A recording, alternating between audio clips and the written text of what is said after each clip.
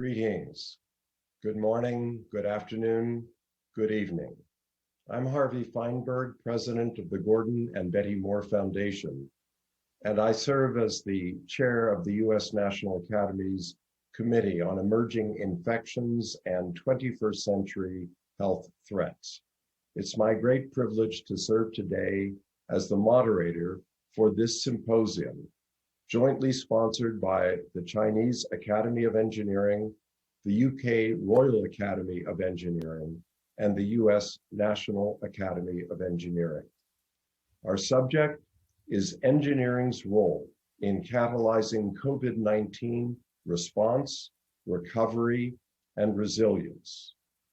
We're going to hear during the course of this symposium from speakers from each of the representative academies, and I look forward with pleasure, as I know you do, to hearing from them and from the roundtable discussion.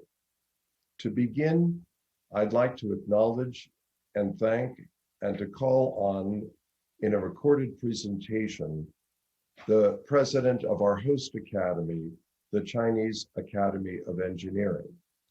President Li Zhaohong, the president of the academy, has been the Vice Minister of Education in China, the President of Wuhan University, the President of Chongqing University, and the Director of the Key State Laboratory of Coal Mine Disaster Dynamics and Control.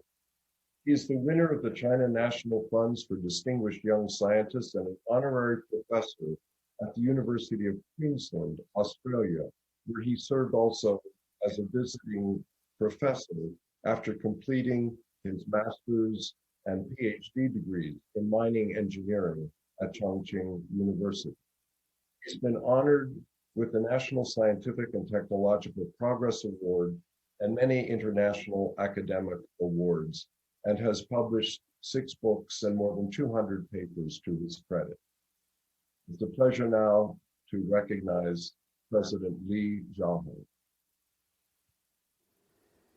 Distinguished guests, ladies and gentlemen, on behalf of the Chinese Academy of Engineering, I would like to extend my warm congratulations to the second webinar of Engineering Innovations, Empowering Recovery from the Pandemic.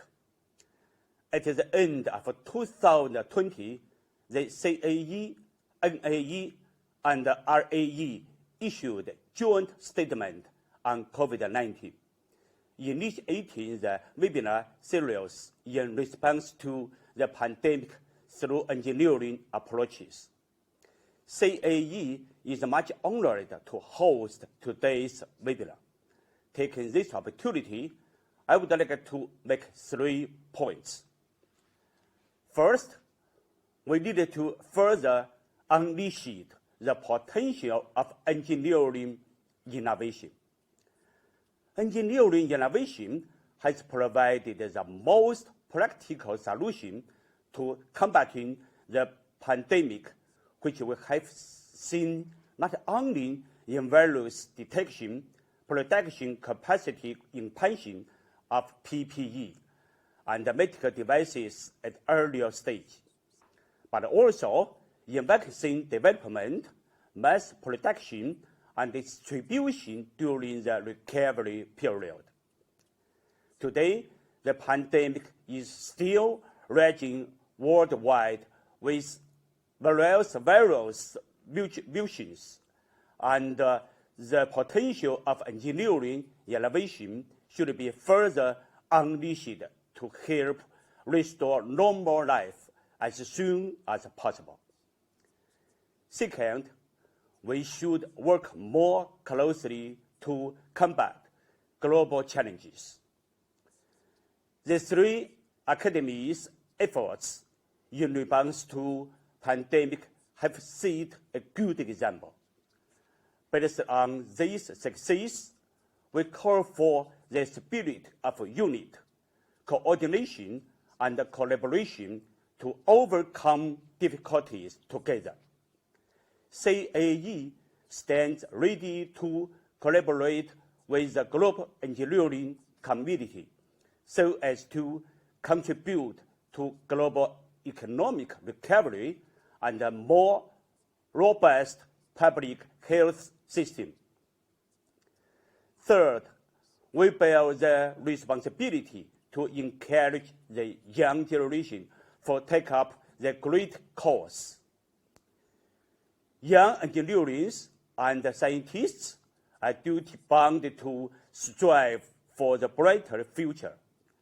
The future belongs to the young people, and the hope lies in youth.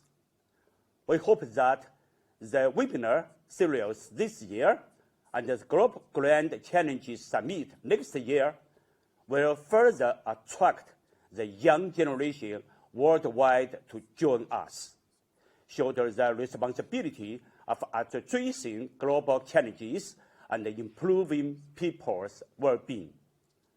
On this occasion, please allow me to thank my fellow colleagues from the USA and the UK for your great support to this webinar. I wish this webinar a complete success. Thank you.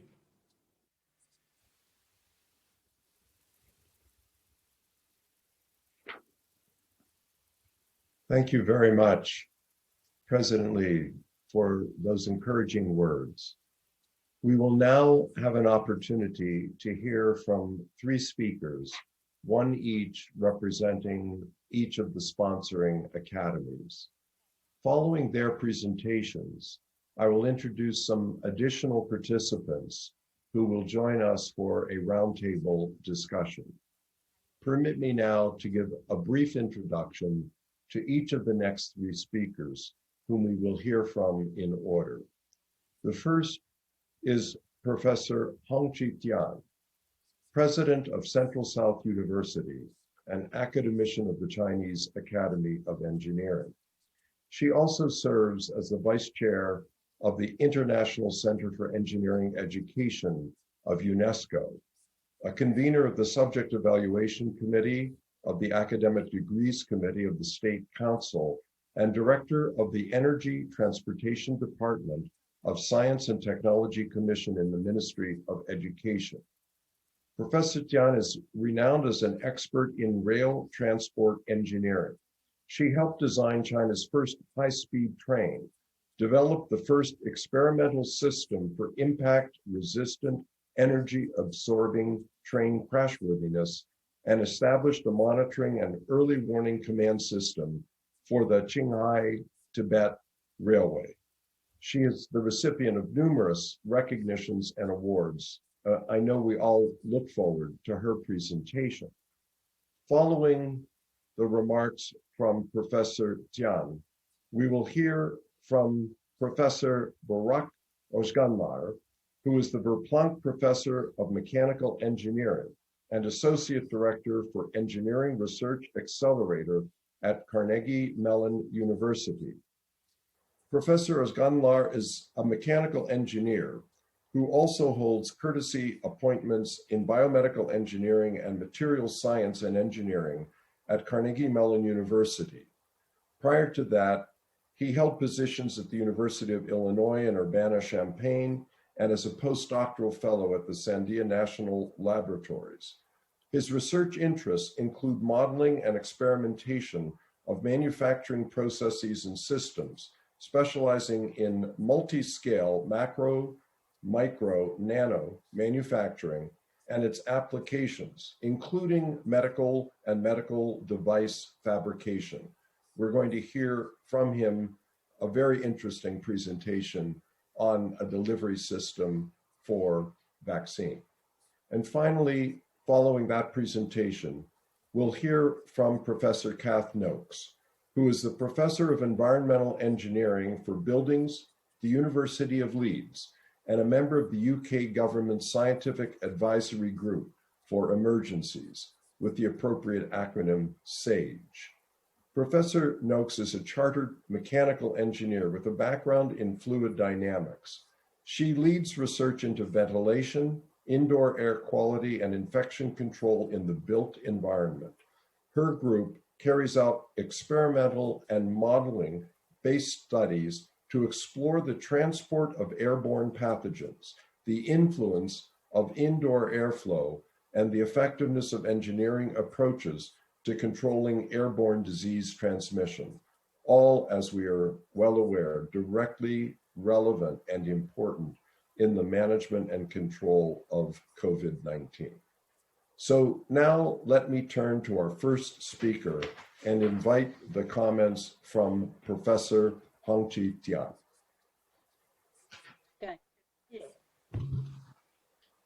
Thank you for your introduction, Professor Feinberg. Ladies and gentlemen, friends, it gives me great pleasure to attend this meeting.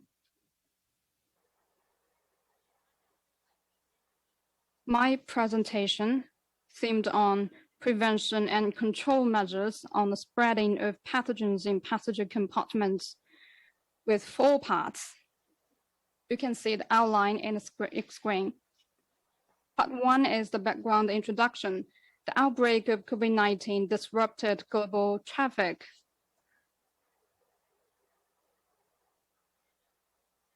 With passenger traffic down about 60%, airline loss reporting $118.5 billion, and international travelers down by about 74%. During China's Spring Festival, domestic trips were down by 50% year-on-year, and the year-on-year decrease of 15% during the National Day holiday. Those figures are a proof that the COVID-19 posed a severe impact on the global transportation and the economy. Infectious pathogens such as COVID-19 virus can easily spread in closed environment. Cases such as USS Roosevelt, Iran-Lanzhou charter, Diamond Princess cruise. Those are all typical examples. To achieve integrated prevention control in compartment, station, airport, a systemic emergent response is built up, including early warning and emergency response system.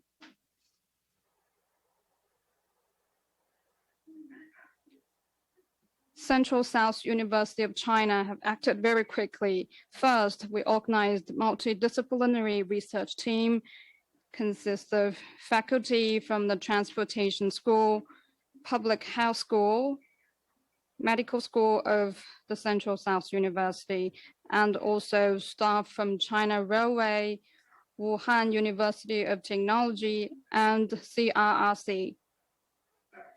Second, we made proposals on emergency response measures, including ventilation, seating arrangements in the vehicles, and sterilization, applied in all high-speed railways. Third, we've conducted research and development on experimental technologies in theoretical study, biomedical study, experiments, numerical simulation. Fourth, we've constructed comprehensive testing platform to conduct real vehicle test and biomedical test. Those measures have laid a foundation for pandemic response and the medical engineering cooperation. The Chinese Academy of Engineering, CAE, gave its full support at the earliest time possible to the research team led by the Central South University, focusing on railway transportation, outcomes applied to cruise ships, airplane, bus. Part 2, engineering challenges. Challenge 1, lack of basic research in multi-phase flow theoretical model and CFD simulations. Marking and tracing approach for pathogen in flow field and healthy flow field decontamination approach. Existing technologies we can draw upon include multi-phase flow, CFD, including cross-scale flow, solid liquid particle dynamic in airflow field, biomedical decontamination technology, including bacteria type oriented decontaminated mechanism, efficient and harmless decontaminated approach, and decontaminated mechanism study. Challenge 2, lack of experimental platforms, including engineering and medical experimental platforms. Existing technologies that we could draw upon include air tightness test and flow field measurement in passenger compartment, biological sampling and testing platform, including in-surface sampling, air sampling, and biomedical testing. Challenge 3, spreading pattern is still unknown. In compartments, flow structure is complex, such as cross-scale flow, different ventilation modes, circulation, heat cooling, ventilation.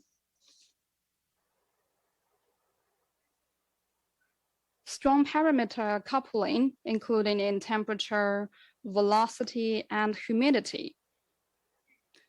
Existing technologies that we could draw upon include airborne spread of solid pollutants, including evaporation of liquid pollutants, dynamic coupling effect of internal flow and surrounding field,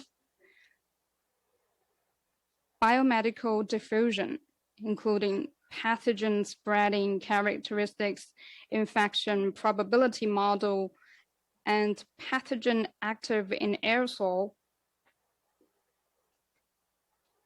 Challenge 4, lack of applied research on decontamination of pathogen in passenger compartments. That is to say, efficient and harmless sterilization plan to ensure passenger safety, including vehicle layout to meet requirement and reduce structural impact, collaborative control of early warning and decontamination equipment. Existing technologies include whole building air purification, including laminar flow purification, AC system purification, photocatalyst surface cleaning, safety monitoring system, including ventilation system design, purification plan match, monitor and forecasting system, functional design for pandemic. Challenge 5, time is very limited and we have so many tasks to achieve. Part 3, achievements. The first is we have complemented the theory of aerosol fluid and liquid simulation, coupling mechanism between evaporating liquid article and flow field is clarified. Impact of parameters such as size and temperature on mass and energy exchange between aerosol droplets and flow field. In addition, CFD simulation system is built to track droplet spreading in compartments.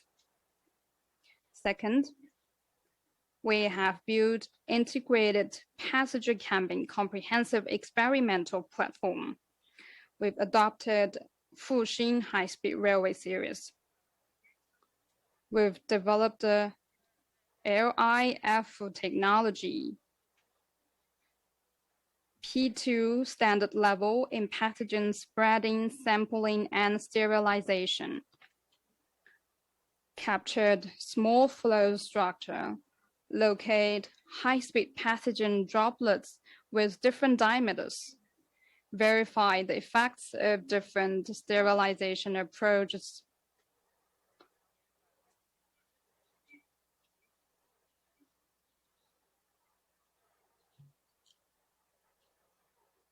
The platform now is able to conduct research on pathogen particles of different size, speed, and location. A safe and standard experimental procedure has been established from spreading, sampling to packaging and analyzing.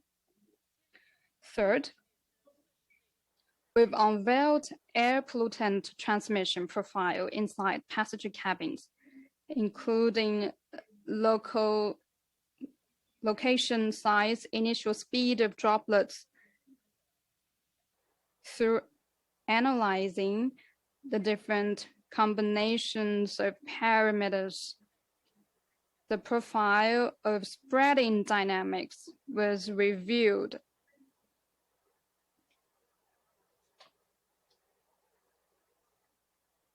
Fourth, we've developed medical engineering cabin cleaning technology. First, relations between community-acquired pneumonia, CAP, was studied. CAP refers to cases infected in community, that is outside the hospital, including those infected by pathogen and tested positive in hospital. Virus infection accounts 80% of CAP in developed countries, and bacteria infection is higher in developing countries. Respiratory virus is one of the representative CAP pathogens, and COVID-19 is among the typical respiratory virus. Knowledge on pathogens, type, and component is the premise of elevating our capacity of prevention control. On the screen, you can see chemistry and physics based on decontamination approach, which suggests that ultrafine particle nebulization can form liquid particles less than 2 micrometers with good diffusion effect and longer suspension time, so as to ensure better decontamination effects.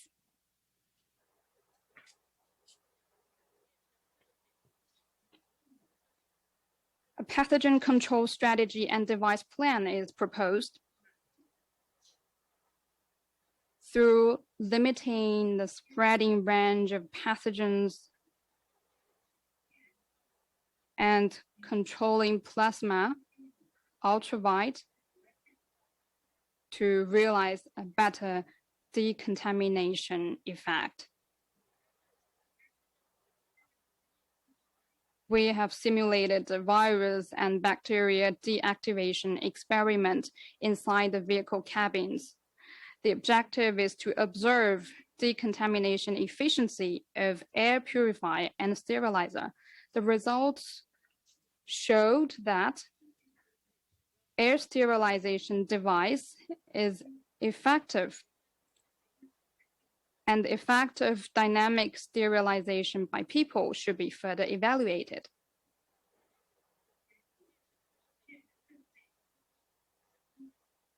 On top of that, plasma device can effectively reduce pathogens in railway cabins with a decontamination rate above 50%. And the hybrid approach of plasma and ultraviolet can achieve 95% decontamination rate.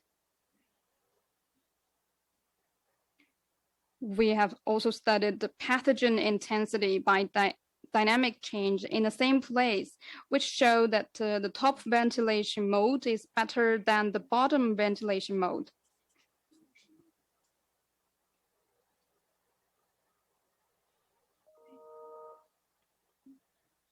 In terms of pandemic outbreak response strategy for river cruise, 4 measures were proposed: identification, evaluation, quarantine, and treatment. Suggestions for new shipbuilding and old ship renovation are proposed to better prepare the epidemic.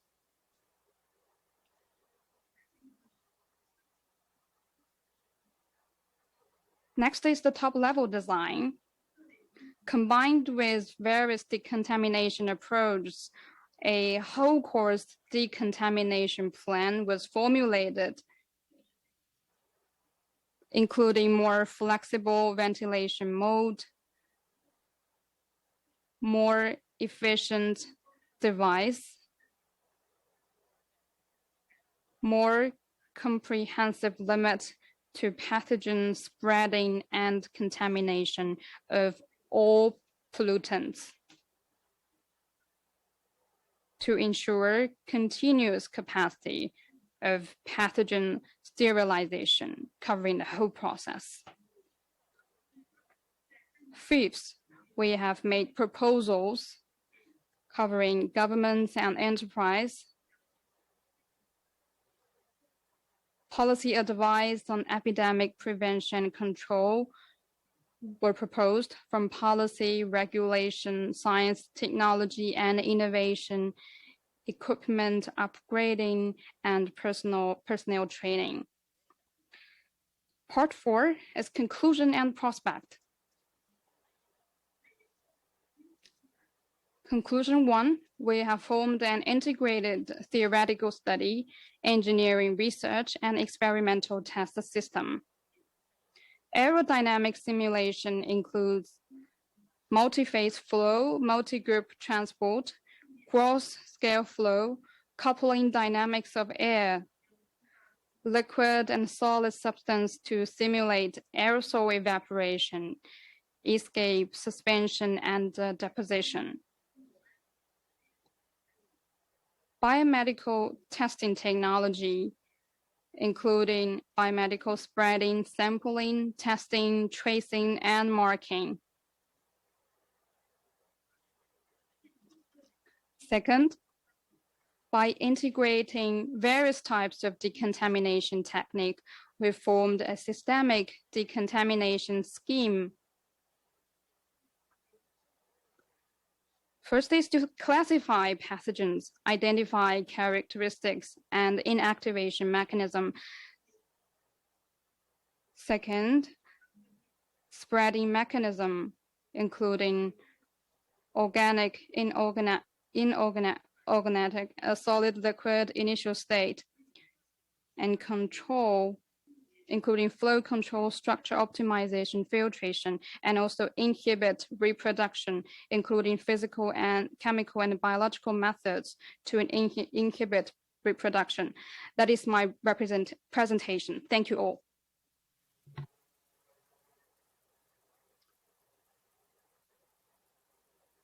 Professor Tian, thank you so very much for that outstanding presentation. It's fascinating to see how a viral passenger and other microbial contaminants can bring new dimensions of challenge and meaning to transport safety. And you demonstrated not only for railways, but for other means of human transport. A fascinating and important study and presentation for all of us. Thank you. I want to turn now to our second speaker, Professor Brock Ojganlar, whose topic is related to improving vaccine delivery for COVID and beyond. Over to you, Brock. All right, you can see my screen? We do. All right, excellent. Thank you, Harvey, for the introduction. And let me go quickly in it since we already lost some time.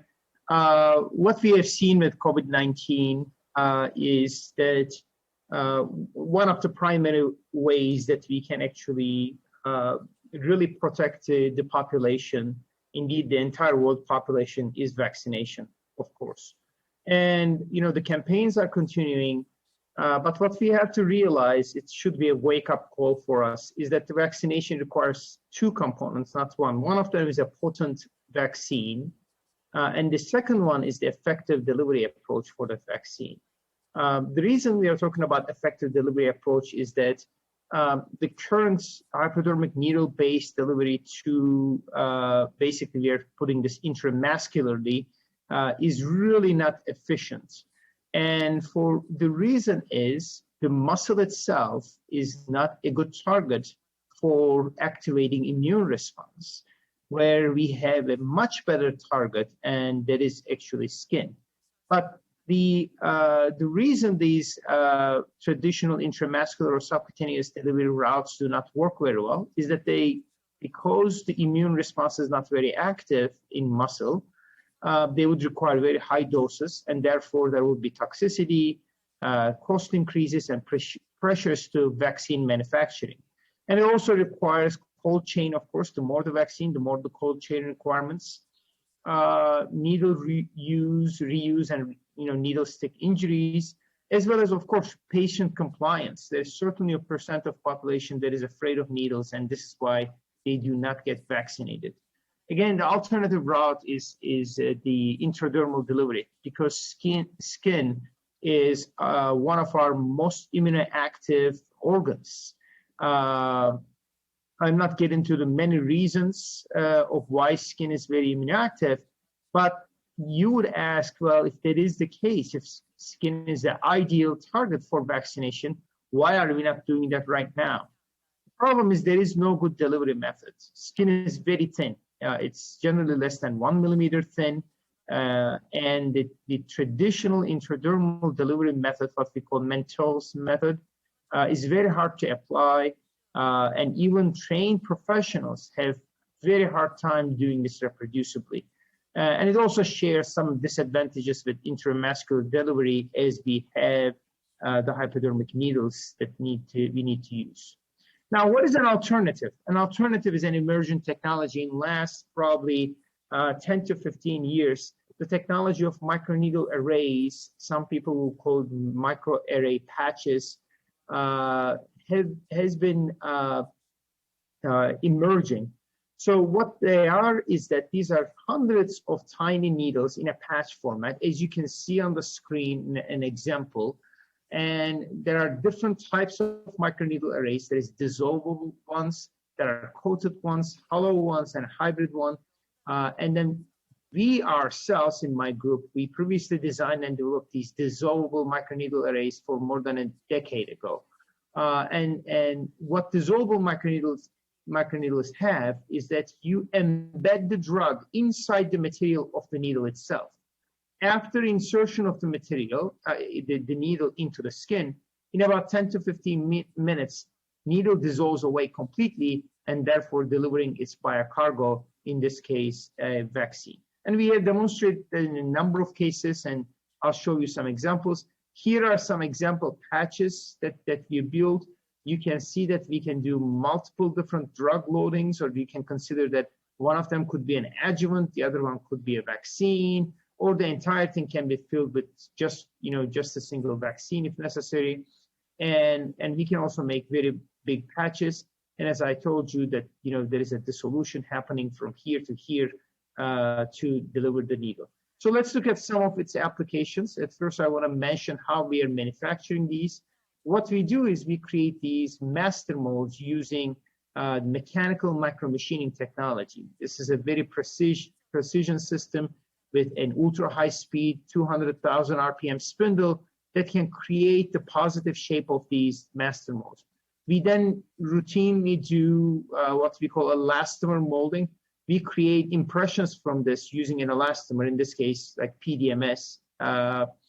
And using those elastomer, what we call production molds, we use spin casting on a centrifuge to create the final dissolvable M&A materials. And as I said, here are some examples of these micro tools that we are using in this production. This is a microneedle, and you can see how small it is.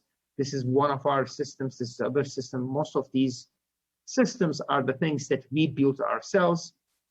And so we can create these microneedle arrays. And you can see here some examples of actual ones we created. These are for master molds. These are the fabricated dissolvable microneedle arrays. These are small patches that has 10 by 10, 100 needles, whereas these are bigger patches that has 20 by 20, 400 needles. But even this patch is about 18 millimeters by 18 millimeters, no bigger than that. And again, we can load it into the tip, the base, or the entire thing, and so on. And we studied how well we can reproduce the geometry. The bottom line is we can reproduce all the geometries within about 1%. And again, some more close-up pictures. And here's an example to show that MNAs effectively, and this is in a rat model, we can effectively attach MNAs. And in this case, what we did is we put Site3 labeled AAV viral vectors into MNAs and delivered them into skin. And so you can see fluorescently here on the live animal, as well as the sectioned skin. And this is a close-up of the image, a cross-section of the skin that shows the Site3 labeled AAV particles in there. Another example, same system we are using for delivery of siRNA, this time to knock out certain genes. And again, in this case, we are delivering adeno-associated viral vectors for gene therapy and also getting other effects. Like you can see here is another example where we are getting fluorescent response from the delivered adeno-associated viral vectors that are delivered using the microneedle arrays. So that's dissolvable microneedle array technology. The issue with dissolvable microneedle array technology is that it has many advantages, right? It is dose sparing, no pain, no needle stick injuries, very reproducible and precise delivery, self-application possibility, and minimal cold chain. The problems are, one, sterilization. Every time you need to sterilize the entire system, which usually requires gamma sterilization. Therefore, if you load proteins or vaccines, there is a danger that you may actually kill them. FDA approval limitations. Every time you put a new thing in it, you need to get approval again. The capacity of dosage is very small. Only dryable things can be used. For instance, live cells you can deliver with this. You need to dry them completely, and the dissolvable materials may interfere with the presentation of vaccines to the immune system. So what we came up with is an alternative system here, what we call hybrid microneedle arrays. It basically combines the advantage of dissolvable microneedle arrays with the what we call through-hole or hollow microneedle arrays. Simply describing this, here is the base of the needles, and this is the cross-section of the base, which is not dissolvable. It has a through hole all the way to the back, where there is a reservoir here. And then, however, what we do is we cap them with a sharp tip. This tip only is the dissolvable portion. Therefore, when we insert it, after only about 30 seconds to a minute, these tips dissolve away, it opening up these cannulas that we can deliver liquid from the backside. And here are some illustrations of how that's happening, basically graphically in illustrating that the flow can come from the backside. And if you look at here, we have created these adapters that you can attach to existing syringes, for instance, that you can use this particular system. So the whole idea with the system is, can we do a more targeted delivery to skin? And for example, if you were to use any of the existing vaccines right now, we can simply use the system to deliver those vaccines to the skin to get much more potent response, maybe 100 times more potent response, and much more rapid rapid immunity. So you can also make these things, we can create these things in a kind of a pouch where you just press the pouch to deliver the vaccine if necessary. And again, here are some studies showing this particular system. And here is a live mouse model where we are using this system. We deliver here fluorescent particles, and you can see that we can get a response. This one is a human skin explant ex vivo, and we delivered fluorescent particles. So this is very reproducible, very strong response, and it's very, very simple system to use. And it brings a lot of advantages. And here is the fabrication process. It is similar to the previous fabrication process. However, at this time, we had two different types of master molds, and those two molds are kind of joined together to create these shapes with the dissolvable tips attached at the tip.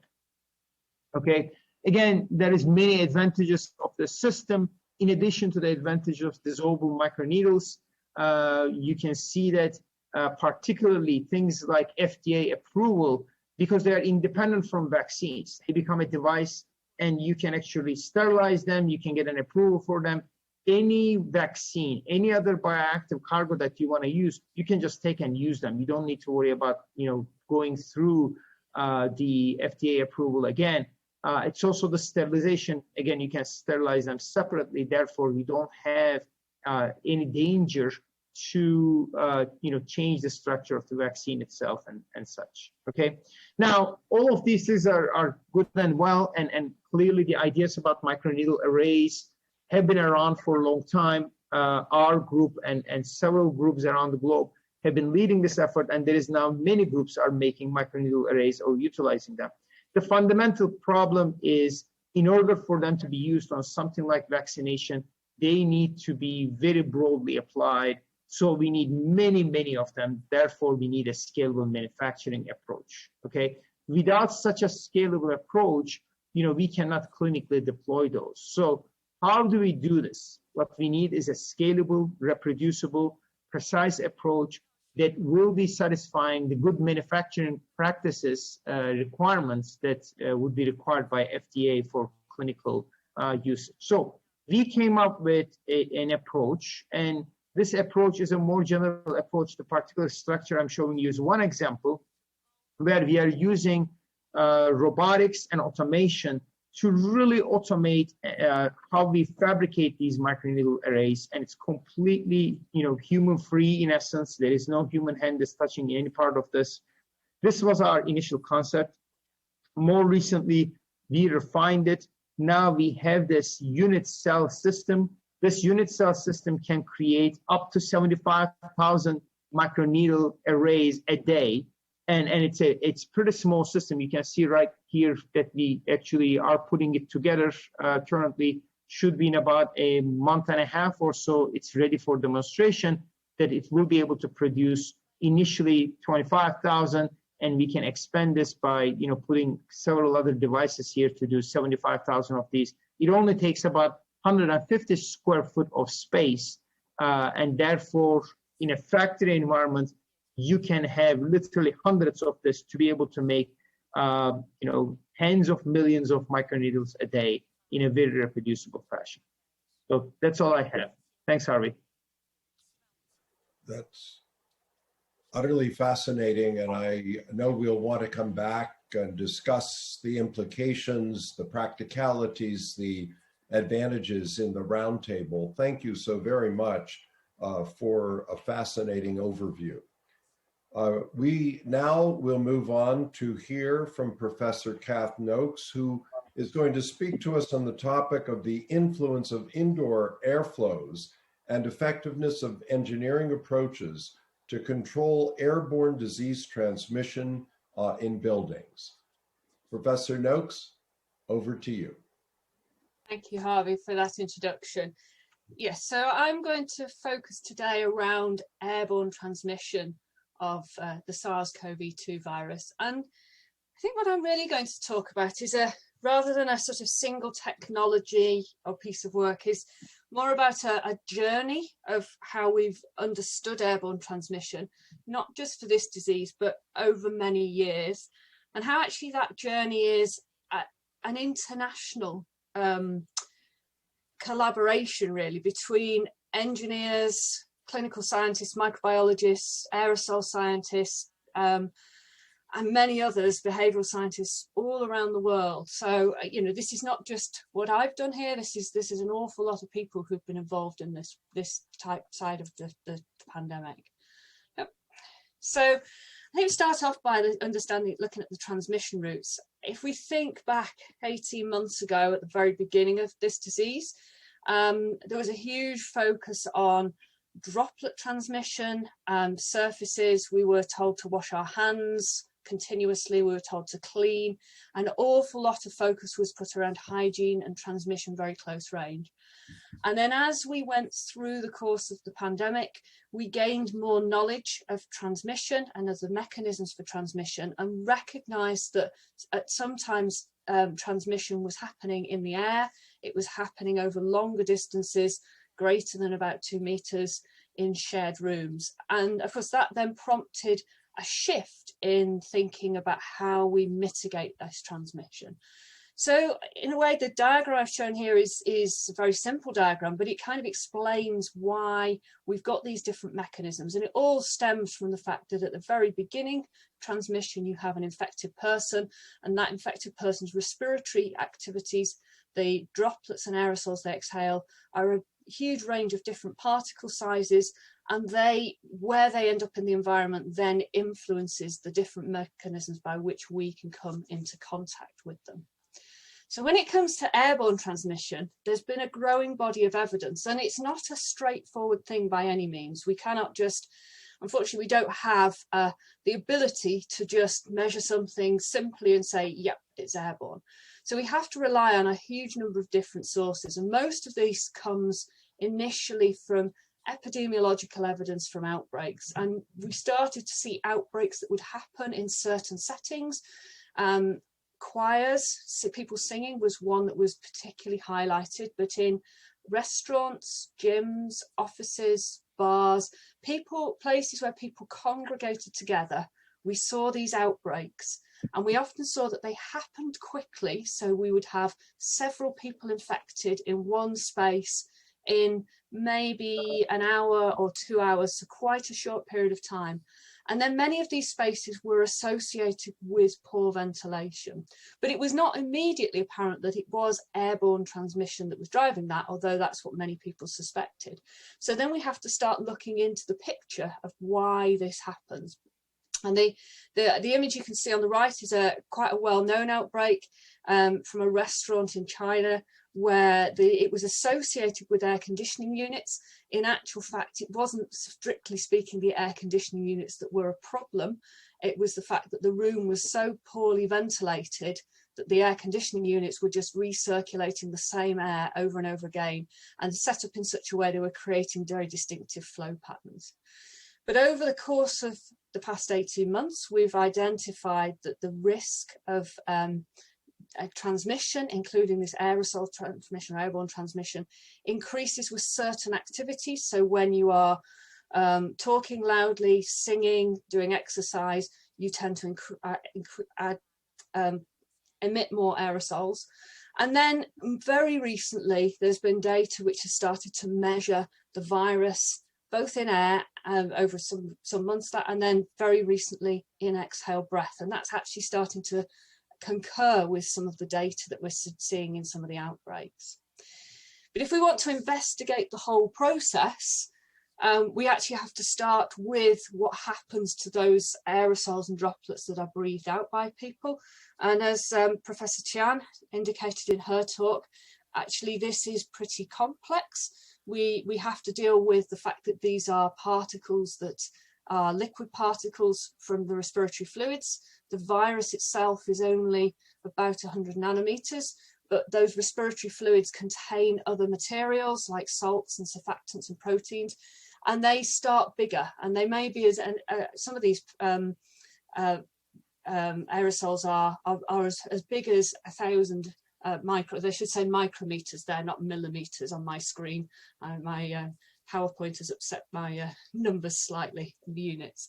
But these droplets will evaporate. They won't evaporate down to nothing. They evaporate down to about between 20 and 50% of their original size, and they evaporate very quickly.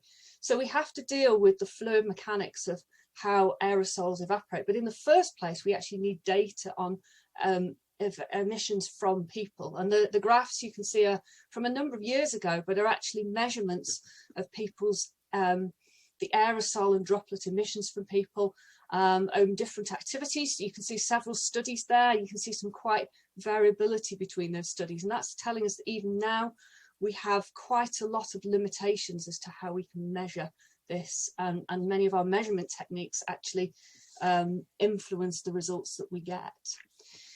We also know that there's a big variability between activities and between different people. So this is data measured earlier this year, last year. This is from healthy participants measuring the aerosols in their exhale breath. And what you can see is that as the loudness of which people speak or sing increases, then the number of particles they produce increases. Loud singing and speaking produces comparable numbers of particles to coughing. But even just looking at people breathing, I think there are 26 participants in here. There's a huge range between those different individuals. So inherently different people produce different amounts of aerosols, and this is not even considering the virus in there. Different people will have a different viral load as well if they're infected. So you might be adding, 2 or 3 orders of magnitude variability between people, with maybe 2 or 3 orders of magnitude variability in virus. And that's quite a significant and means a lot of uncertainty in what we have to understand this transmission. And then once those particles are released into the environment from a person, the exposure for different people will depend on the environment, its ventilation, and their distance from somebody. So if you're very close to somebody who is infected and they're not wearing a mask, you are exposed to all of the droplets of all different sizes in their exhaled plume. But then as you go further away, you then only become exposed to the ones that remain in the air over a long period of time. So if we think about intervening, obviously one of the big challenges over this year is what are the best mitigation strategies? And intervention, there's no single magic bullet. We have to think about different interventions for different mechanisms of transmission. When you're very close, ventilation is not effective when you're very close, so then we have to use distancing, masks, and possibly screens, but it will depend very much on the design of that screen and its positioning. But when people are further away, that's where ventilation and air cleaning technology, again, as Professor Chen talked about, comes in. And these, this is not just about the ventilation rate, although that's one of the dominant parameters. The design of that ventilation will come into it too. I thought I'd put a little bit of history in here because this is not new. We have talked about ventilation in buildings for a very long time. And if we actually look at history and look at how ventilation standards have changed over the years, it's quite interesting in that you can see that the first calculations of ventilation were done back in 1836 around the metabolic needs of people. They then jumped to 14 litres per second per person in 1895 based on the need to use ventilation to control disease. But then really over the past century or so, we have very much taken those numbers back down again. They've focused on comfort, odour, and they're at the minimum when we had the energy crisis in the 1970s, when people focused very much on energy use in buildings. And where we are now is a position that's balanced somewhere around contaminants, comfort and energy. But there are a lot of questions being asked now about whether that is actually sufficient for health and for managing disease. And I don't believe we know the answer to that yet, but I think it's an interesting open question that has a solution that is a combination of human behaviour and engineering. I also state a question about, if we are going to put these interventions in, how do we know that they work? We can do laboratory studies, we can do computational fluid dynamics type studies, but we do need real world evidence. And what's interesting is we are now starting to get some of that real world evidence, which is difficult to find, but it's starting to come through some very large studies in schools. And one in Georgia has shown that there is around about a 40% lower incidence of COVID transmission in schools that have implemented ventilation strategies or better ventilation strategies. And that goes up to about 48% when they're in combination with air cleaning technologies. The graph on the right looks at a whole range of different strategies, most of which are not engineering. But there is one in there which is worth noting, which is the desk shields. So these plexiglass shields, they are one of the only measures that increase the risk of COVID transmission rather than decrease. So, but this type of data is very hard to come by, and it's because we're doing so many things at the same time. An awful lot of what we have been able to deduce, I guess, over the past year has come from models and come from a combination of computational fluid dynamics and airflow models, and then coupling these with risk models. So this is just a sort of This is actually quite a simple model, looking at how we can use mass balance models to look at exposure in different settings, look at the different parameters that affect this. And we've looked at comparing exposure between different settings, looking at the combination of duration of which people are in that environment for, the ventilation rate, the size of the space, and the activity that people are doing in there. And that actually allows some comparisons between different types of settings, and even some of the different outbreak cases. The three at the very end of the graph are outbreak cases, to look at the relative risks. And in this figure, you know, a supermarket comes down very low in here, and that's because in the model, well, it's a large space, people are in there for a short period of time, it's quite well ventilated, and people generally are not, generally don't sing or do anything particularly active in a supermarket. Whereas some of the other settings, there's a choir one in there, which is much, much higher, because the people are there for, in a poorly ventilated space, a small space with high aerosol emissions. This model here looks at exposure. It's actually more difficult to do risk of infection. There is a number of approaches that can be used, one of which is a model called the Wells-Riley model. And this considers how many people are likely to become infected when they breathe in a particular number of infectious doses or quanta of infection. And then that is also influenced by their breathing rates and the room ventilation rate. And fairly early on in the pandemic, there was an estimate by Giorgio Buonanno and Lydia Morawska and colleagues looked at seeing to whether they could estimate quanta rates for the SARS-CoV-2 virus with activities. And they showed some quite big ranges in here. And if we start putting these into risk models, again, we can see some very big ranges. And what's quite interesting is we see that very poor ventilation, so the left-hand side of each of the graphs, will always increase risk. But when you have good ventilation, most of the time, if the emission rate of quanta of infection is quite low at 1 or even 10 quanta per hour, the risks were quite low. But once you start having somebody in that environment who's a super spreader and who's emitting a lot of quanta, perhaps through their activity that they're doing, then it starts to get more difficult to control it, and the risk of that infection transmission, even when the ventilation rate is reasonably good, might go up. One of the real challenges is how this actually pans out in reality. It is worth noting that there is one case that we were able to look at, which is the Skagit Valley Choral outbreak. It's quite a well-known outbreak where 87% of the people were infected in a 2.5-hour choir rehearsal. And we were able to use one of these models, this Wells-Riley model, to look at the relative impact of the ventilation rate and to estimate the quanta generation rate that would be associated with this disease.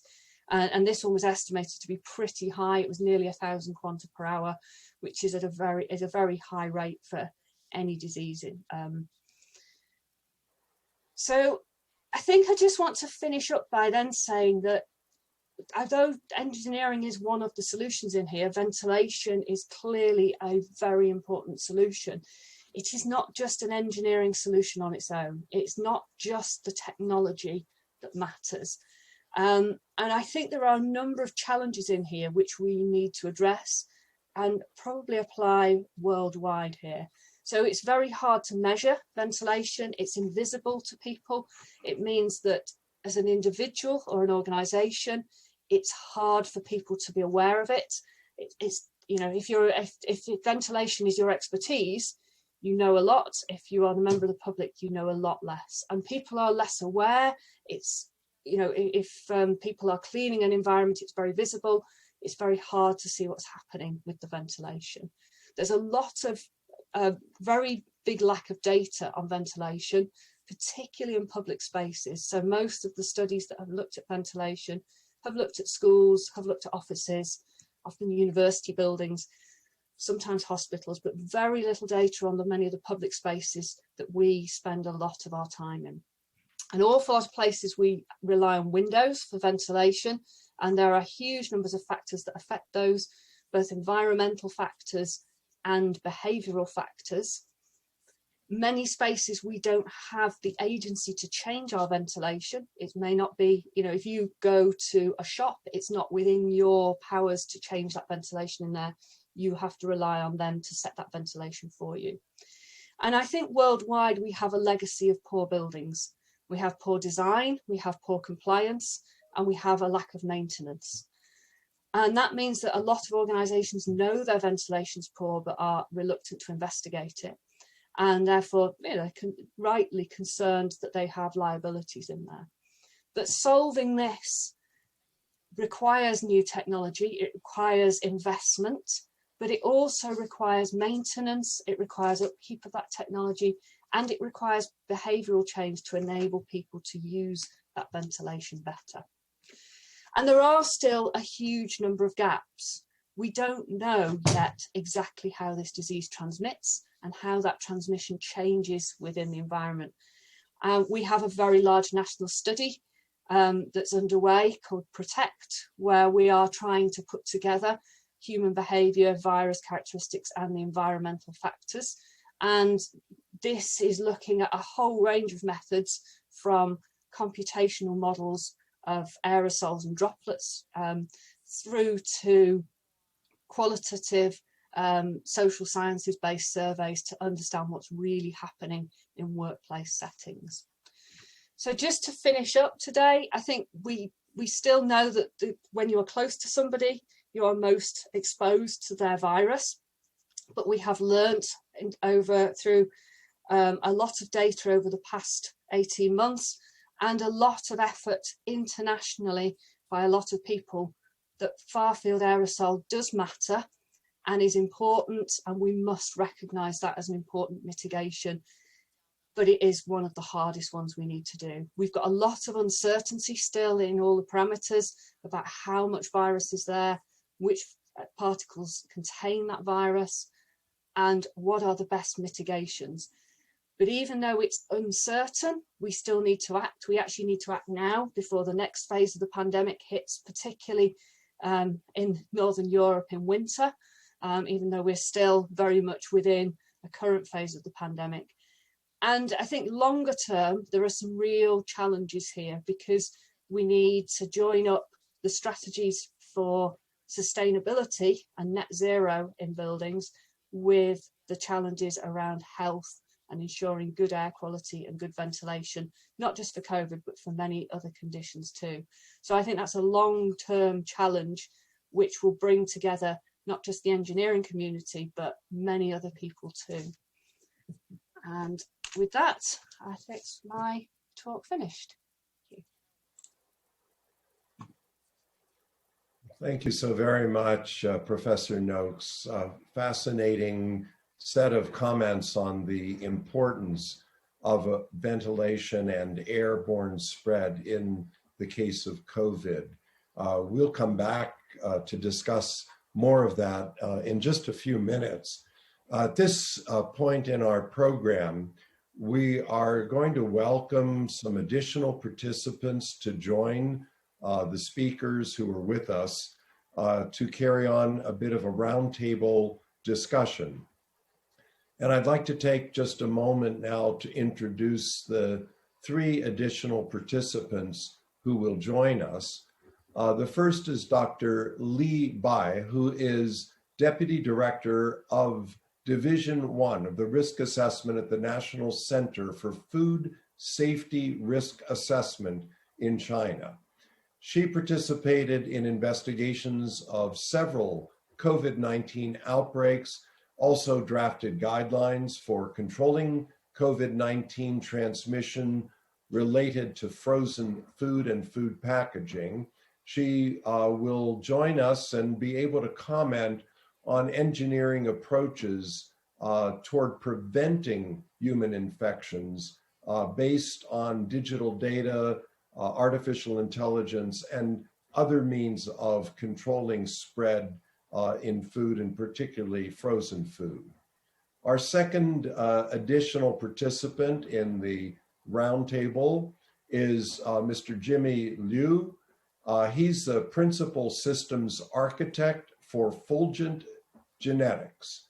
He's been working on technological challenges associated with affordable genetic testing for more than 6 years, and he previously contributed in the fields of identity management and biometrics at Cogent Systems.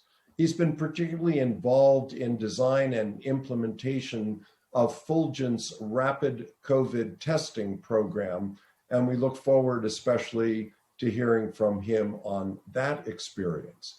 And finally, we'll be joined by Ms. Kitty Liao, who's the founder and CEO of Ideabatic.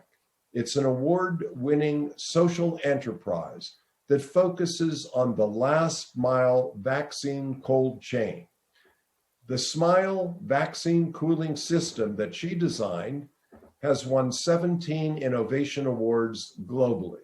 As an engineer and physicist with experience in cryogenetics, multidisciplinary systems, user-centered design, vaccine cold chain, especially all these applied in hard-to-reach areas, we look forward certainly to hearing from her about that experience and the both successes and challenges remaining.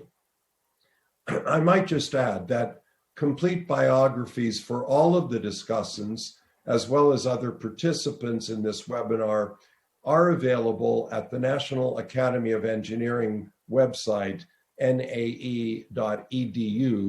Just search with the keywords COVID-19 response.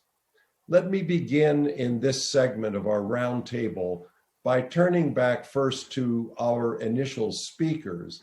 I might comment that Professor Tian has been called away for assignment and will not be joining us on the roundtable, though of course we may be able to refer back to her excellent presentation. But if I could, I'd like to just begin with a question to Professor Ojganlar on the hybrid microarray vaccine delivery system. A couple of just very basic questions. You commented almost in passing on the relative responsiveness of subcutaneous administration compared to intramuscular administration of antigens to stimulate a vaccine response, or indeed any vaccine stimulant. In your work with immunologists and others, is this phenomena well established and universal, or could it also depend on the particular nature of the vaccine being delivered? And a second rather technical minor question, in the new hybrid system, is it simply capillary action that draws the delivery substance into the subcutaneous tissue, or is there another means of delivery? Could you comment on those two technical aspects to start?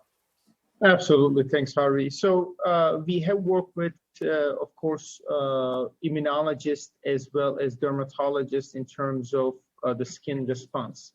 Now, if you look at the data out there, and there's quite a bit of publications on this, skin's high level of activity for immune response is clearly established. Now, how much of that activity seem to be variable, and we believe some of that variation comes from the fact that many of the studies are based on intradermal injections, which you may not be able to target the skin well, but you may be going to subcutaneous tissue, and a lot of the injectant may be just going away from the injection site. There is data that indicates 100 times higher response level to things like OVA, which is a pseudo, vaccine in animals.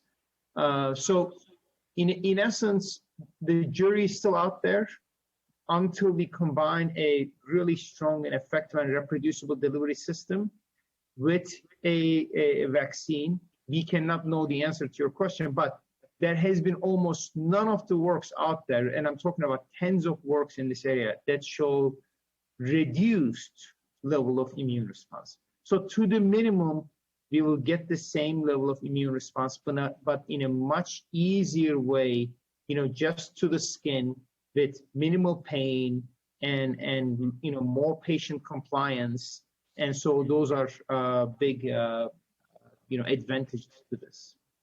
I think the second one that you're asking, there is a possibility that capillary action can carry some of the fluid, but I would consider that to be unlikely. The reason is, as soon as you start delivering anything into skin, there is a pressure buildup. So in essence, the pressure inside the skin will start increasing. So, the capillary action is not going to be strong to continue to deliver. So most of the time you need some kind of a forced delivery, either from a syringe that you're pushing down, or from another self-contained device where you're putting thumb and pushing down on a pouch or something that sort. So in the microarray hybrid system, is there a direct pressure delivery as a part of the design? Well, the system itself doesn't have it, but as I said, we have standard adapters that can adapt to existing syringe systems, right? You just put it on the tip of the syringe and you're done, in essence. And again, we're in the process of making the self-contained ones, which can be just self-contained, which would have the vaccine in a pouch already. And so you put the needle in place and you press from the backside to deliver the liquid contact. Excellent. Thank you so much. We'll come back, I hope, to be able to discuss more of this, because one of the incredibly important advantages that you barely touched on and is obvious is the minuscule amount of antigen that's actually required in this delivery system, which translates into multiples of available doses for meeting the dramatic needs in a global pandemic such as COVID. So perhaps we'll come back to that. I hope we will have time. But I do want to turn also to Professor Noakes and a fascinating discussion. From the vantage point of a non-expert, two of the revelations in a way that came out of the experimentation and insights of engineers looking at droplet dispersion and ventilation, especially during this time of COVID, I would say first is the fact that the traditional sharp distinctions between droplet of smaller size versus larger size, air suspended versus ones that will settle out in surfaces, that the evidence now, as you discussed, is much more about a spectrum of size that is emitted from individuals. And a second really important insight, I think, is the incredible variability that you alluded to from individual to individual when you examine the amount of emission of droplets just from normal breathing, never mind singing, coughing, shouting, etc. So one question that this naturally points to when one thinks about super spreader events is whether the combination of high inoculum of viral load in an individual, when that individual happens to be one of the individuals who's a super emitter of droplets, that could be a very dangerous combination, which leads to the question, apart from testing individuals, is there any way to predict the degree to which any one person will be a natural emitter of particles in the course of breathing, talking, etc.? Yeah, so that's a really interesting question. And of course, what we don't know yet is whether the people who are naturally high emitters of particles generally are also the same people who can emit more virus, because most of those particles we've measured are not virus, they're just particles. But assuming that that is the case, it's a fairly reasonable assumption that they would be. I do think it's quite likely that these super spreader events happen when you get a set of combination of things that all come together at the same time. And although on one hand it's relatively rare, it isn't that rare because of the numbers of people who are doing things all day, every day.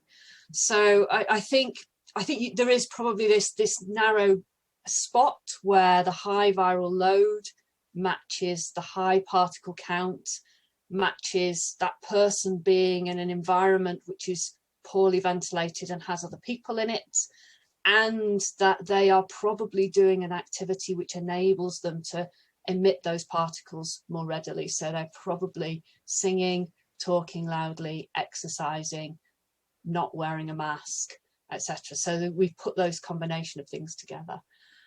How we identify them is really tricky. I mean, I guess it may be possible that you could test people to see whether they were naturally high emitters.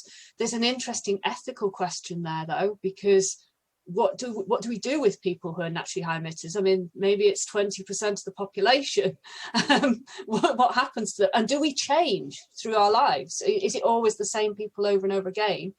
Or are we all potentially higher or lower emitters depending on the environments that we're in and the circumstances at the time? And we do know with many other diseases that you can measure somebody in the morning and they'll emit one amount of disease of pathogens. You measure them again in the afternoon, you'll get a different number. So sometimes it's catching the person at the right moment. I think what we can do, though, is plan to mitigate the risks that some of these things come together. So we can mitigate poor ventilation, and if we've got good baseline ventilation, especially in those settings where people are going to do activities that might be more likely to cause super spreading, then that gives us a starting point. We can also look at those certain types of activities. I mean, one of the things that struck me is around indoor exercise. And when you think as a human, it's actually madness that we cycle indoors. Why would we want to cycle or run indoors? And we do it because our outdoor environments are cold, are dark, are unsafe. But at the same time, there are, perhaps during times of pandemic, we should think about doing different exercises indoors or mitigating in different ways in some of these environments. So but it's a very difficult challenge.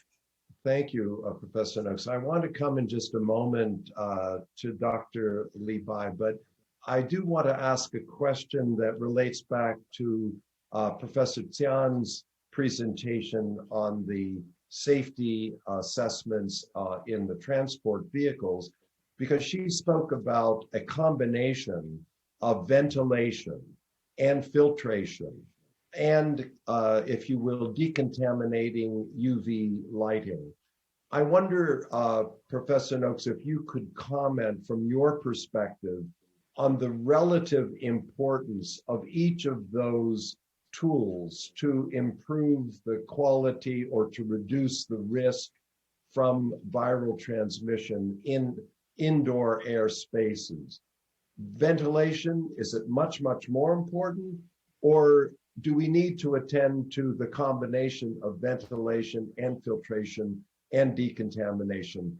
Is there evidence, and does it matter about the particular size and many other factors that go into it? How do you think about these various means in combination relative to one another in importance? Yeah, so I would actually put ventilation at the top of the list always. And the reason being is that regardless of a pandemic, we need good ventilation for health. So we need good ventilation to remove the exhaled carbon dioxide that we breathe out, other human bioeffluents, and to clear moisture from rooms, to regulate temperature in rooms, etc. So although these air cleaning, decontamination technologies have a place, they cannot achieve these things. So you have to have a certain amount of ventilation full stop. But I do think that there are some of these other technologies are valid. There's very good evidence growing now for filtration, and that in some buildings can be applied as part of the central ventilation and conditioning system in a building, if it can be sized to take those filters. Obviously sometimes it can't, and you can sometimes, by putting one of those in, you've put such a big pressure drop, you've got a low flow rate, so it's counterproductive. They can be put into portable units that people can place in environments. Again, these are not a magic bullet solution. You know, you can have a well-designed unit in the right size space and it will perform very well. But if you've got a unit that's too small in a large space, all it will do is clean the corner of the room, but won't clean the rest of the air in the space, because it's got to be able to pull the air through in the space. Some of the other technologies mentioned, so UV light is well known as a disinfectant. It has its challenges in that it actually is harmful to human eyes and skin. So you have to make sure that you are either using it in an environment where there are no people. So to decontaminate an environment, you can have it unshielded, but if you've got people in that environment, you then have to shield it, and you have to design your systems quite carefully to make sure people are not exposed to it. Some of the other technologies, I think the evidence is more patchy for them. There are a number of these out there: plasma units, ionizers, ozone generators, etc. Some of these are very harmful to humans. They might not cause you very much harm in a short period of time, but over a long exposure, you know, particularly think about people who work in environments who may be exposed all day, every day to these. Those secondary air pollutants, nanoparticles, etc., might cause long-term harm, and we need to be really careful there. There are other units that might work under sort of high energy type settings as a decontamination, but maybe less effective as a background air cleaner in a space where people are located. So I think the jury's out a bit more on many of these technologies, and I think if people are looking to apply them in buildings, portable HEPA filters or possibly UVC devices are the most viable use at the moment. Well, thank you so very much, especially for the cautions about where good intentions can sometimes backfire and leave us worse off. Very important caution as well. Thank you. Let me turn now, if I may, to Dr. Li Bai. Dr. Li, can you tell us a bit more about engineering approaches that can help in protecting against spread of infection via frozen foods or other food products? Could you comment on that? I understand that you will speak to us in Chinese, and we look forward to hearing your comments. Over to you, Dr. Li Bai. Yeah, thank you. Good afternoon and good evening. Thanks, Harvey, for your introduction. It's my great honor to be here to share with you some of my experience with deal with the COVID-19 pandemic in the cold chain products in China, based on our investigation and of the several outbreaks here. Because we have the interpreter, so I will talk about you in Chinese. Before I talk about the engineering innovation, I just want to talk about the outbreaks here, so then we can understand why we do the engineering innovations. 5 to 6 cases related to cold food through epidemiological research and experimental research. Our data on plasma, the sequencing indicated that the virus has contaminated the package of the food and then caused the virus. Through engineering innovation, we have identified several ways from the production of the whole process of the food. Some patients will contaminate the packaging of the food.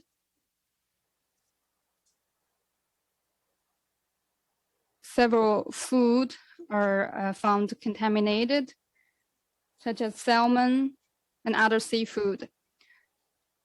It's relatively lower infectious, although the virus cannot reproduce on the packaging, but it can survive very longer under the lower temperature,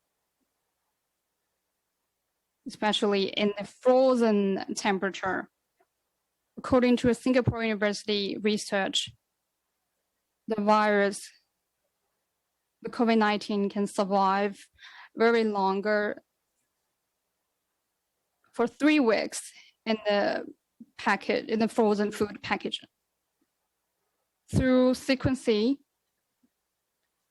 we have obtained the sequencing of the virus. On the cases in Qingdao city, we have separated the virus very consistent with the SARS-CoV-2, which proves that the virus can survive on the packaging of the frozen food. It's very infectious. Under the seafood infected by the virus, it can infect highly subjected patients, especially vulnerable, very subject to those exposed to virus, especially those working in the port or engaged in the frozen food chain. In carrying those packages, it's very hard to do a very effective protection. With high intensity of the virus on the surface of the packaging, those people with higher risk could caught the virus. Once they were infected, there may be some small cases in some cities. In China, there were 5 to 6 times. In the international trade,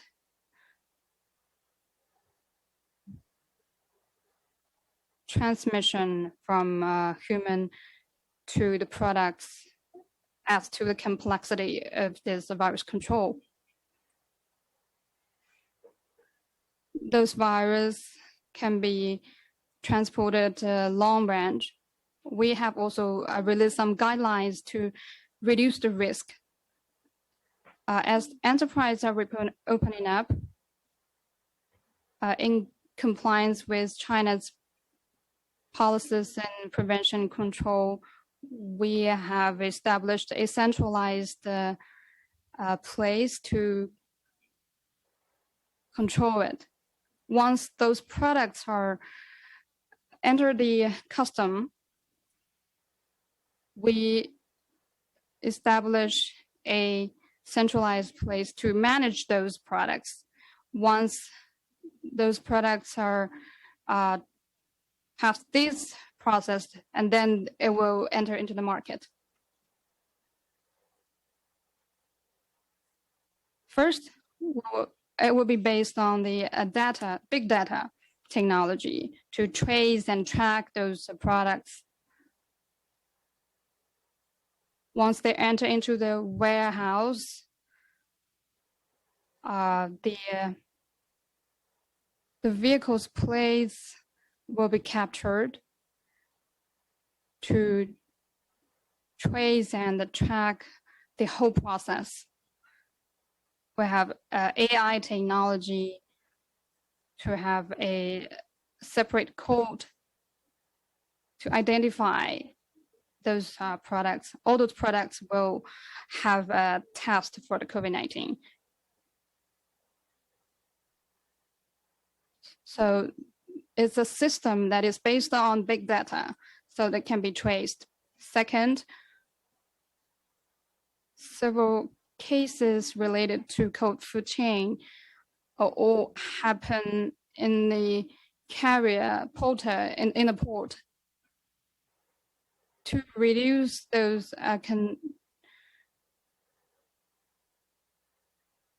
in some big ports, a system that is automated is developed, such as mechanical arms or automatic control system that is all very based on technology. Third is AI-based technology to identify those people with high risks. In the centralized warehouse, all the workers are informed with those procedures. So it's not related to the privacy. All those workers, although they wear masks or gloves, but when they're drinking water, so it's very, very hard to do effective protection. So the AI technology can identify their behaviors, so can remind them in time. So that's my sharing. Thank you. Thank you so much, Dr. Li Bai.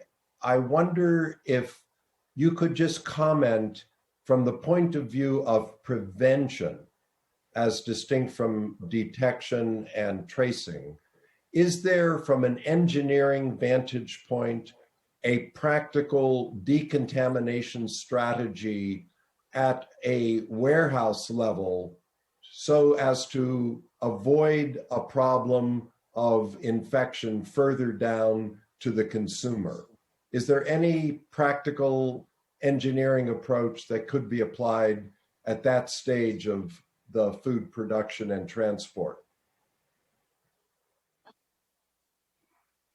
Thank you for your questions. In the centralized warehouse, the advantage is to develop an integrated decontamination technique. On the surface of food packaging, the virus can survive.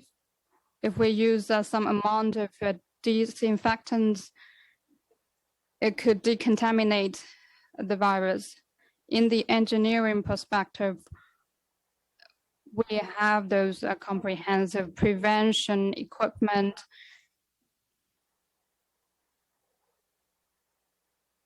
Through automated approach, we could sterilize those products. So that's it. Very helpful. Thank you so much for those comments. I'd like now to turn to another member of our panel, Jimmy Liu from Fulgent Genetics.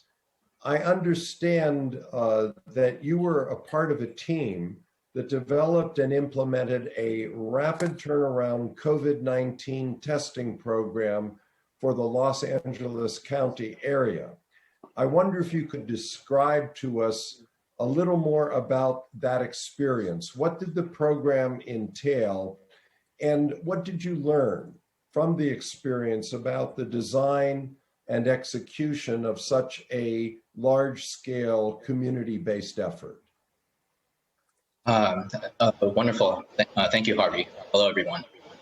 For LA County, we did do that, but our reach actually goes much wider. We actually did not start as an infectious disease laboratory.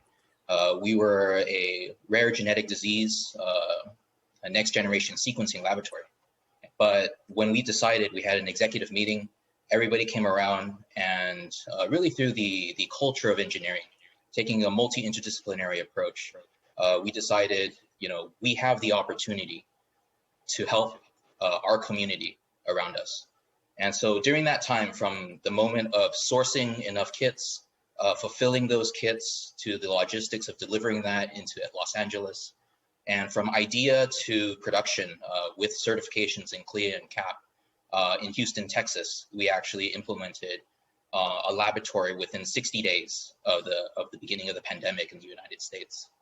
And also that platform we extended into authorized FDA home test kits that would allow us to actually meet the volumes and the demand for trying to control this pandemic. We then went on to New York, working with school districts.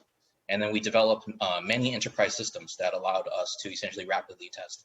So with that was really the understanding of how to apply engineering practices to bring about the logistics of getting test kits to the locations that were heavily infected. New York, the Southeast, as well as Los Angeles and other locations within the United States. From there, we actually were able to perform 24 to 48-hour turnaround times. Actually, for a laboratory that did not specialize in infectious disease, we were able to apply our expertise and essentially establish the ability to do much better turnaround times at much higher volumes than many other laboratories. And from there as well, since we were traditionally a next generation sequencing technology company, we were also able to sample viruses from New York, Houston, Florida, all throughout the United States, kits that even went up to Oregon or Ohio, and to figure out the strands and the novel strands that could actually be showing up in our population.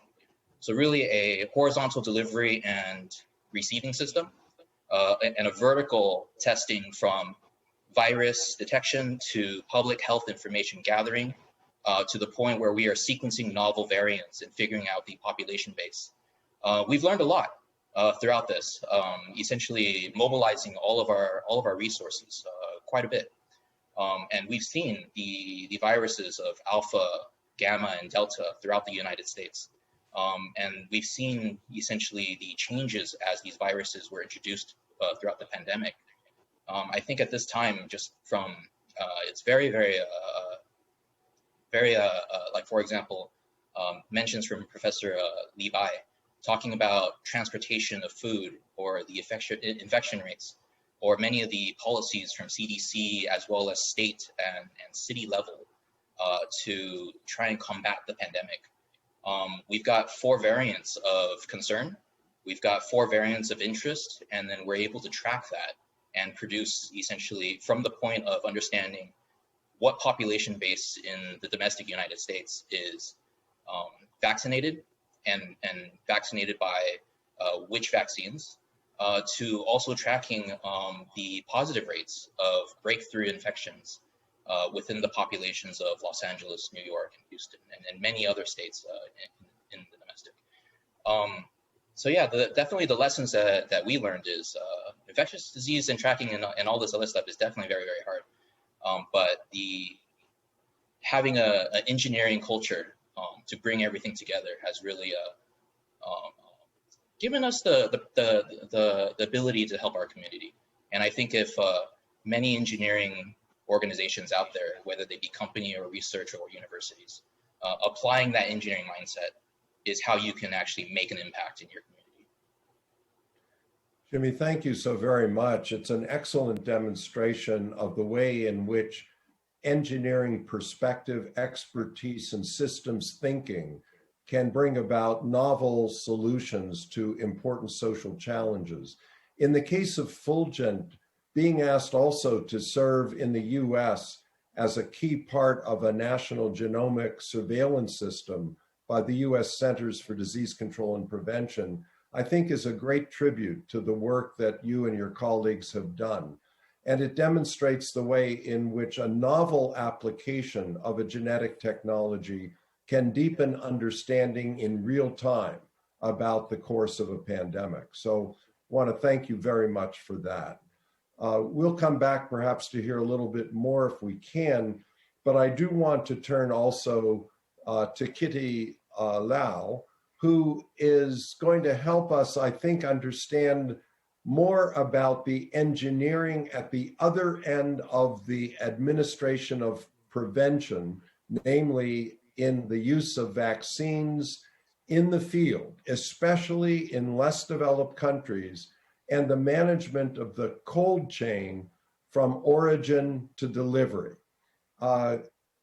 If you're there, Kitty, could you give us a little more background on the engineering challenge and how you overcame the series of challenges to create the practical, usable device that you have advanced? These cool boxes, they have certain limitations. So one of them being that because vaccines, so 99% of the vaccines need to be kept between 2 and 8 degrees at the last mile, including COVID. So for example, the Pfizer one, it needs to be kept at -80 or 70 degrees during transport. That's when they're being freeze-dried and frozen. However, before injection, they need to be reconstructed into a liquid form, but in the, excuse me, in the vials, and they need to be kept at fridge temperatures to really minimize the damage and extend that time for injection. So this is where the challenge is with those cool boxes. The ice, first of all, it has the risk of damaging the vaccine, so it gets frozen. So some vaccines, they're more sensitive to colder temperatures, and that's when they get spoiled in the first place. The second one is that, of course, after a certain amount of time, the ice gets melted, and then when it's hot temperature outside, the cooling capacity is just not enough for the duration of the vaccination in the field. Apart from kind of like the fundamental challenges with the devices, one of the things we observed in these remote areas is human error. So as Kath also talked about, a lot of these issues is not just engineering, it's a lot to do with human behavior. So to give you an example, the most common thing we observed was the trained health workers, so they were trained to open the lid, take out the vaccines and close the lid. But in reality, that's just not being done. So you would see that the lid just being opened completely, wide open, and then there's vaccines and ice in the box. So at the time, of course, it was 30 degrees, 36 degrees outside, but in the box, we're supposed to keep it between 2 and 8 degrees. So it's just not doing the right work. So we took these boxes back to the lab and analyzed them and say, okay, now assuming that all the users are doing correct behavior, they open the lid and close the lid every time when they take out or put in the vaccines. So still with that movement, the heat transfer, it's just overwhelmingly big, so that in the smaller model, it only takes 1 hour of vaccination, opening and closing, for the temperature to exceed that 8 degrees. And in the larger model, that's about 3 hours. So in a vaccination, it usually takes like a whole full day. So the people who were vaccinated at the start of the program were more lucky to get vaccines that are under better conditions. And those who got vaccinated later during the day or the next day were not so lucky. So that's one side of the human error side of things.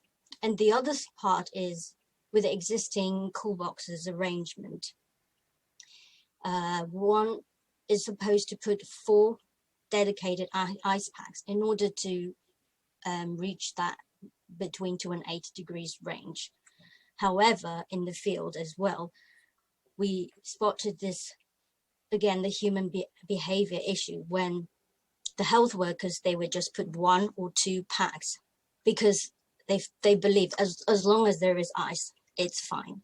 So we did another measurement in the lab, seeing, okay, if we put 1 ice pack, 2, 3, and 4, what actually is happening in these cool boxes. So with 1 ice pack, the whole vaccine chamber only went down to 17 degrees. And you really need to have that 4. But during our field tests in Nigeria and Madagascar, these remote villages, we have never seen anyone putting the correct number of ice pack in it. So this really made us think, okay, so if we produce or develop a system that can work or that reach the desired temperatures, or what if someone, forget to close the lid or, put the incorrect amount of ice, then the system is essentially not something that is working. So how do we design something that eliminates or at least reduce that human error? So this is one of the kind of like the biggest challenge in the engineering design. So the first feature we have is we have a self-closing door. So let's say if somebody forgot to close the lid, it closes itself. So that's one way of minimizing that heat transfer. And the second thing is to have a air locking mechanism. So when you open the door, you're exposed to that one chamber. So as you can see, these are the devices behind me. There's the large model and then the small model. And you could see there's a carousel in here, which has multiple compartments. So each compartment is separated by a separator. So when you open the lid, it's a bit like a vending machine, but different.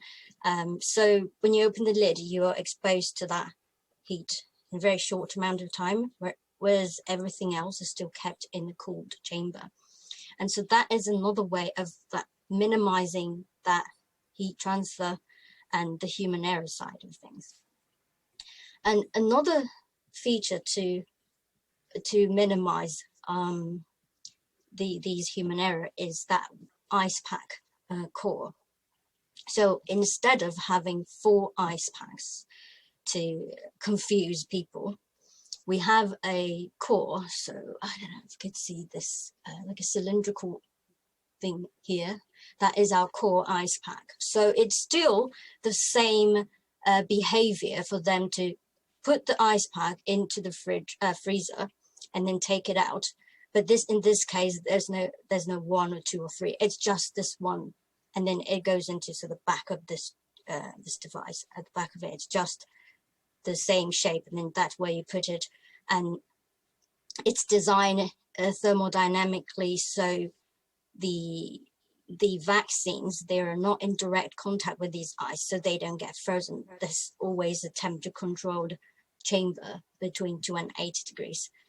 So that's another way to really minimize that human error. And of course, aside from really improving that human factors, we also look at how to improve their efficiency. So at the moment, as you can imagine, a cool box, it has just an open space. So you have ice, and they usually put 9 different vaccines into a plastic bag and then put it in the chamber. So when they open it, they need to open the plastic bag and then going through the different vaccines and then take them out.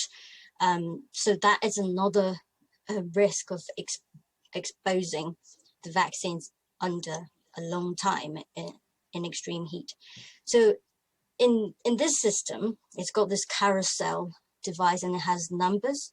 I don't know whether you could see there's from 1 to 18 different chambers. And we also have a backpack. I don't have it in here, but it is designed for the carrier. So then the users are able to go on a trip hands-free. So in that backpack, once you open the backpack, it has a like a clear envelope kind of thing where the health workers are able to note down, okay, I put my polio vaccines in chamber number 1, and I have my COVID vaccines in number 9, let's say. So once they arrive at the field, they just need to look at the numbers, and then turn to the right segment and then just open it instead of open it and then looking through the vaccines. So yeah, these are one of the kind of features to really improve that efficiency and the kind of the user side of the things. And of course, there's also the like an all-in-one backpack. So they're able to put dry goods such as syringes, cotton, disposal boxes on the backpack, as opposed to, at the moment, it involves several health workers carrying different things in different bags and walking in mountains and rivers. Yeah, so that's our approach to kind of this last mile issues, not just on the engineering side, but also how do we really mitigate that human behavior risks and error. Thank you so very much, Kitty. This is a fascinating and important demonstration of design engineering that not only makes it possible for humans to do the right thing, but makes it virtually impossible for them to do the wrong thing. And that difference in engineering mindset can make all the difference between failure and success when it gets to that last mile in the field. Thank you for your discussion, but thank you even more for the incredibly important work that you and your colleagues have done to make these devices available in the field. We're approaching our final minutes. I just want to maybe ask a lightning question back to Barack, if I could. Could you speculate about the time when the hybrid micro device might actually enter a field study in humans? Do you have any sense of that at this point in time? It depends very much on the funding, as you might guess, Harvey. I think the manufacturing technology will be ready before the end of this year. The systems are ready right now for use in laboratory uses. We are doing number of research, in the laboratory, also in vivo on animals. But it will depend on time and the funding we would get from NIH and so forth to be able to do, human trials. Very good. So I would guess that, if there is strong funding, we can get these things into market, into clinic within next, 2 years. 2 years. Very, very good to know. Thank you.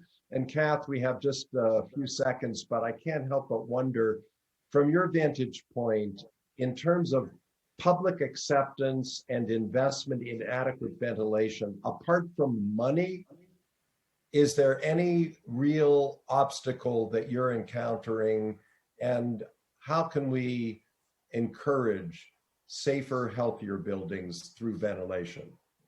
Yeah, so money is the big one, because actually for people to invest to make their buildings better.